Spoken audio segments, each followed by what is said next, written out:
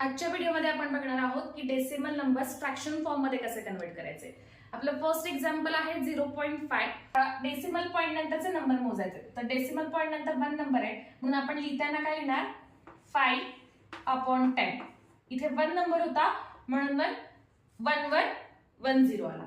आता next number जो आहे तो आहे 0.932, मग न्यूमरेटरला येणार 932/1 वर किती झिरोज येणार 1 2 3। नेक्स्ट एक्झाम्पल आहे 0.62316। आपण after decimal point digits count करूया, किती आहेत 1 2 3 4 5। 1 2 3 4 5 झिरोज असल्यामुळे 1 वर 50 means upon 1 lakh. Next number तुम्ही ट्राय करा आणि कमेंट करून नक्की सांगा। थँक्यू।